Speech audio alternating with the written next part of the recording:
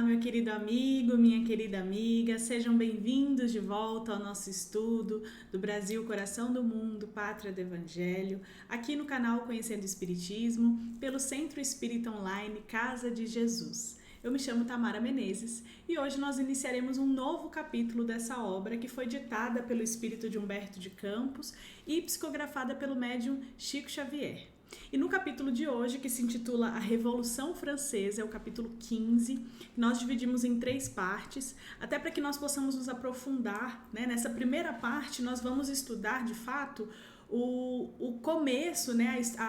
O contexto inicial que o espírito de Humberto de Campos se dedica a trazer da questão espiritual que acontecia no orbe terrestre, quando na Revolução Francesa instaurou todos os acontecimentos terrenos. Então aqui a gente traz um contexto espiritual daqueles acontecimentos e eventos já conhecidos na história oficial. Lógico que nós traremos também esse contexto histórico, mas fazendo uma ponte sempre com o aspecto espiritual, com o aspecto evolutivo e também com os desdobramentos desses eventos, desses acontecimentos. Então eu faço aquele pedido, deixe seu comentário, as dúvidas, as reflexões, que nós fazemos essa ponte para que possamos elucidar todas as questões. E não esqueça também de se inscrever no canal, ativar as notificações e seguir nossas redes sociais. Então vamos ao nosso estudo. Hoje nós temos bastante coisa para conversar. Nessa primeira parte nós vamos de fato estudar esse primeiro contexto que o espírito de Humberto de Campos nos traz sobre esses acontecimentos em torno da Revolução Francesa, entendendo inclusive o que foi essa revolução e como isso reflete no plano espiritual, o que nós temos de informação para que nós possamos entender quais são os desdobramentos disso para o plano espiritual, inclusive quais são os desdobramentos de uma guerra, de uma revolução, quais são as diferenças desses eventos para cada espírito, porque sim, as revoluções, as guerras, elas suscitam também violência, mas elas têm ideais também diferentes, então nós vamos entender nesse contexto todo. Então, nesse contexto inicial, nós temos esse momento que o espírito de Humberto de Campos traz essa explicação de que em 1792 Dom João se elevava à direção de todos os negócios do trono português, em virtude da perturbação mental de sua mãe, Maria I. Como nós temos que lembrar também do capítulo anterior, né? A gente não pode deixar de contextualizar. Maria I foi a Maria Louca, né? Como é conhecida. Ela atendeu muito às pressões da elite na época, e ela acabava cedendo a tudo, e uma das consequências disso foi a perda de sua lucidez. Ela enlouqueceu um pouco depois ali de ter condenado Tiradentes ao martírio, né, em que ela condenou ao enforcamento e esquartejamento em praça pública. Maria I acabou enlouquecendo depois desses eventos, e ela se colocou, como o espírito de Humberto de Campos coloca no capítulo anterior, né? Ela se coloca em uma ferida de morte na consciência pelos remorsos que a dilaceravam. Então esse processo de todo esse sentimento que envolvia ter colocado não somente Tiradentes, mas os outros também que foram condenados a penas, né, como prisão, aos degradados também, ela acabou ali enlouquecendo, ela acabou sendo levada por um processo realmente de perda da consciência, da lucidez. E aí o espírito de Humberto de Campos conta, né, traz esse contexto inicial dizendo que essa época foi de profundas transições em todos os setores políticos do Ocidente, e a regência se caracterizava por inúmeros desastres no capítulo da administração. E aqui a gente vai contextualizar sobre a Revolução Francesa. Então a gente tem que retomar aquele período da história, né, que foi a Revolução Francesa. Ela foi resultado de uma crise política da época, né, uma crise não só política, mas uma crise econômica, uma crise social, em que a França enfrentava naquela época, ali no final do século XVIII, né, e essa crise ela foi marcada principalmente pelo fim da monarquia absolutista que existia na França. Então, existia ali há séculos era uma antiga ordem de privilégios, né, um antigo regime francês. Então, essa revolução ela foi marcada pela queda, na verdade, inclusive uma queda não só simbólica, mas uma queda real, que foi a queda da Bastilha, né? Então, nessa época, a França ela era governada por Luís XVI e a sociedade ela era dividida em classes sociais, né, em classes muito demarcadas, inclusive, que eram conhecidas na época como estados. Então era o primeiro estado, que era o clero, representado aí pela igreja, que inclusive tomava todas as decisões pelo próprio estado.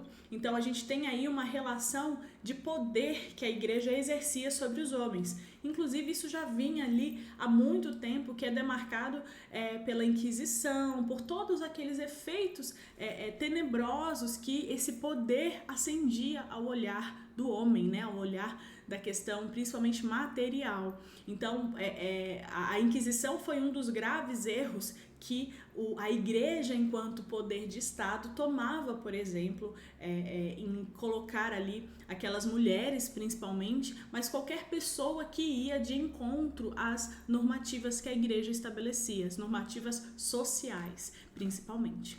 Então, tinha o clero, o segundo estado era a nobreza, que era representado principalmente pelos imperadores, por toda a elite, né, da época, e principalmente por quem representava também um poder econômico sobre esse estado.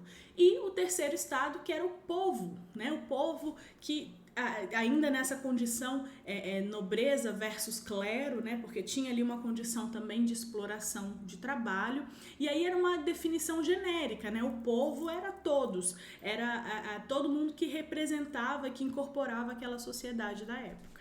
Então nós temos esses três estados que nessa época sofreram essa crise, mas quem se mobilizou para modificar, para mudar esse cenário foi principalmente o povo, né? Que tinha ali lutas sociais muito, muito demarcadas. Então a gente tem nesse contexto inicial, como o espírito de Humberto de Campos traz esse contexto, falando que em 1789 instalaram então a Revolução Francesa, que modificou toda a estrutura dos governos da Europa na época, né? Então, depois da reunião dos Estados Gerais, lá em Versalhes, no dia 5 de maio de 1789, se transformou essa reunião em uma Assembleia Constituinte.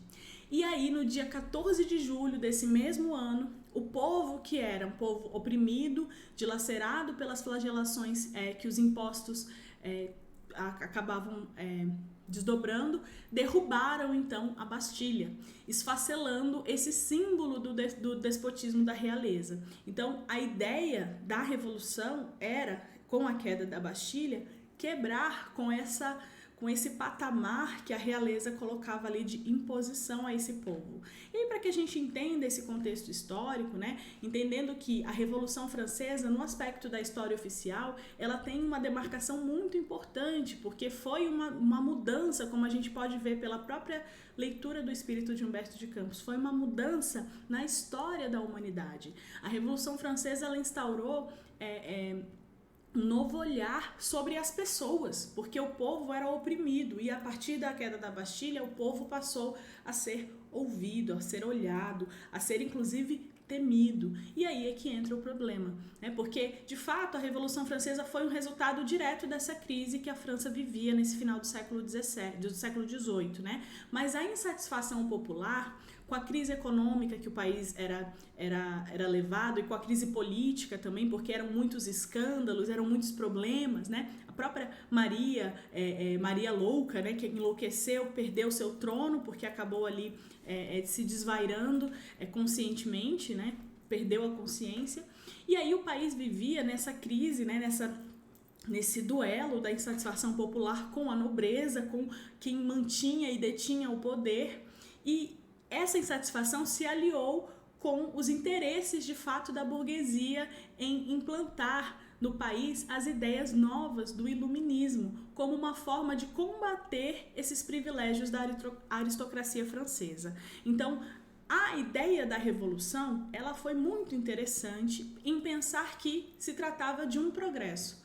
Contudo, o morticínio, o sangue derramado, tudo isso já não foi tão bem estruturado e tão bem desenvolvido, porque uma ideia era a revolução enquanto buscar uma melhoria naquele sistema, uma mudança, um progresso. Mas o que aconteceu de fato, ela foi indo ali por um caminho de violência, de morte, e a gente vai ver inclusive os desdobramentos disso para o plano espiritual. E aí o espírito de Humberto de Campos, ele vai trazer esse contexto que aconteceu no orbe terrestre, né? Inclusive um diálogo muito importante dos emissários de Jesus acerca desse momento. Então essa revolução, além do seu caráter burguês, né, ela teve uma grande participação popular, porque atingiu ali também, acabou atingindo um alto grau de radicalismo, né? Uma vez que, de fato, a situação do povo francês era precária, em virtude da própria crise que o país enfrentava, e a Revolução Francesa foi, de fato, um marco na humanidade, e é porque ela inaugurou esse processo aí de universalização dos direitos sociais, das liberdades individuais, a partir da Declaração dos Direitos do Homem e do Cidadão. Foi ali que se instaurou, né, a noção de liberdade, de individualidade e a importância dos direitos à pessoa humana, né? E aí essa revolução, ela também abriu um caminho para a consolidação de um sistema republicano pautado pela representatividade popular, que hoje é chamado de democracia representativa. Então, para a gente entender que a Revolução Francesa foi, sim, muito importante historicamente,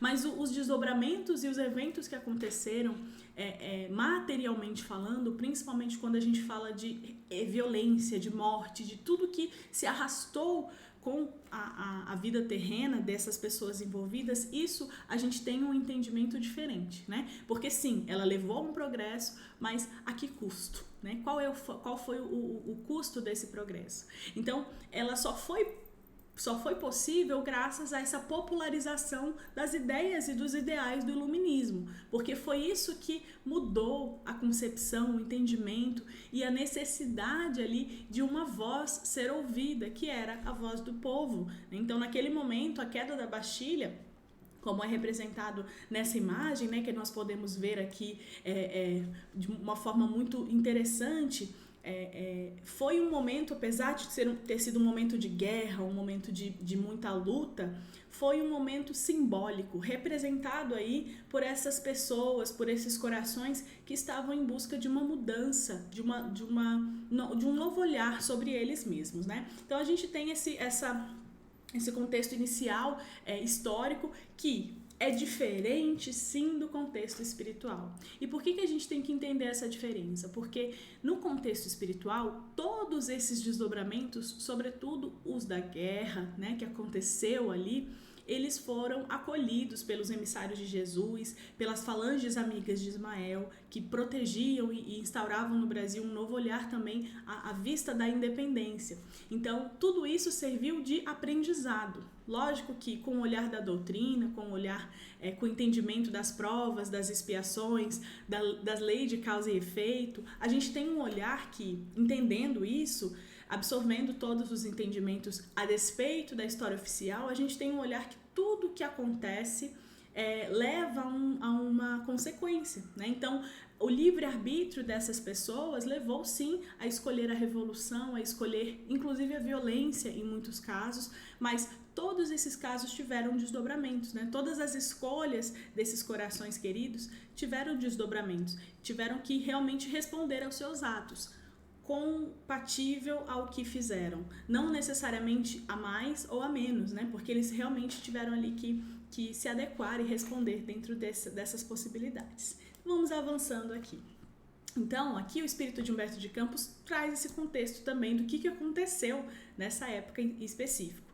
Então, Luís XVI é guilhotinado aos 21 de janeiro de 1793 e instala-se ali a República Francesa sobre o pedestal de sangue que corre abundantemente nas praças de Paris. A guilhotina decepa todos os cérebros da nobreza. Então, muitos desses nobres foram levados à guilhotina com esse movimento que a Revolução Francesa instaurou, né?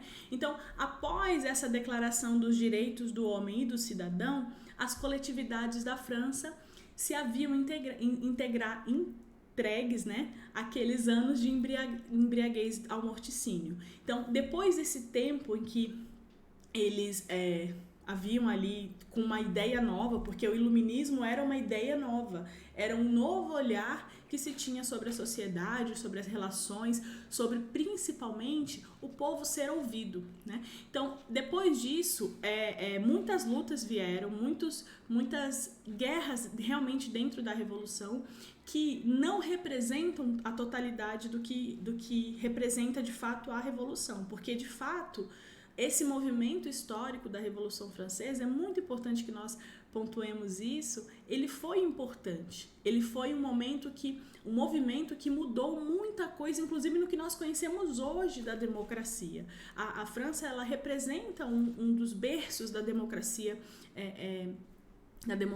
contemporânea, porque nasceu aí a importância, por exemplo, de se ouvir ao povo, de ouvir as minorias e tudo mais. Só que o problema é o que levou e como isso se deu, porque de fato isso foi muito, muito problemático para a humanidade que estava envolvida naquele momento, né, a sociedade da época, porque se comprometeram de forma muito grave pelos seus atos, né, principalmente porque foram levados ali a busca de uma justiça dos homens. Então, a busca era pelas próprias mãos. E esse era o grave problema, porque no entendimento da doutrina, a lei maior, a justiça, é divina, né? Nós não devemos, pelas nossas próprias mãos, querer ali buscar uma conciliação que não é, de fato, pela via da morte, da dor, do sofrimento. É lógico que precisavam sim ser ouvidos, e isso foi muito importante porque instaurou aí um novo progresso para a sociedade, um novo olhar sobre o sujeito, né, sobre os espíritos encarnados no caso, mas não era o movimento necessário, esses anos de embriaguez, de morticínio que foi instaurado ali posteriormente, né? E aqui o espírito de Humberto de Campos ele traz que esses movimentos então invadem todos os departamentos das atividades políticas da Europa. Então, todos os tronos se unem para o extermínio dessa república nascente. Mas os revolucionários não esmoreceram na sua encarniçada resistência. Todas as pessoas suspeitas eram, então, decapitadas. E ali, um período de terror e de grande ameaça ao mundo inteiro é instaurado. E aí o espírito de Humberto de Campos ele vai comentar que esse período, porém, ele vai terminar no evento da morte de Maximiliano Robespierre, que era ali esse nobre, né, que ele era um advogado e político francês, que uma das personalidades, inclusive, mais importantes da França, ele viveu ali nesse período de 1758 a 1794, e essa morte dele aconteceu ali no cadafalso para que os seus excessos de autoridade que haviam mandado inúmeras vítimas. Então, era como se fosse o ultimato, né? Inclusive, ele foi um dos últimos a serem decapitados nesse contexto da Revolução, como uma resposta a essa aristocracia absolutista, né, que o povo procurava mudar, né? E aqui o espírito de Humberto de Campos continua trazendo, então, esse contexto. Após esse período de terror, instalou-se, então, como ele coloca aqui, que em 1774, o diretório que Napoleão Bonaparte fez derrubar em 1799, arvorando-se em primeiro cônsul. Então, as casas imperiais europeias observavam esses acontecimentos semelhantes, né, aguardando ali aquele ensejo para restaurar o trono da família que os Bourbons haviam perdido, né? O Bourbon, que era uma família muito importante da França. Então, a França, após esses desperdícios de força nessa luta fratricida, caiu nas mãos desse ditador inteligente e implacável, que foi Napoleão Bonaparte, que conduziria, então, ao caminho de todas essas próximas aventuras. E o que o espírito de Humberto de Campos fala, ele traz sobre esse evento, né, sobre essa situação, é que de um simples oficial de artilharia, que era Napoleão Bonaparte, ele se torna, através dos golpes de Estado, ele chega ao cargo supremo do país, né, fazendo-se, então, proclamando-se o imperador, né, em 1804. E aí, com essa direção audaciosa, imponente que era ali, todas as conquistas militares foram então empreendidas. E a Europa inteira vai se aprestar para essa campanha do tinindo das armas. Então, todos se mobilizam para essa guerra que se tornou.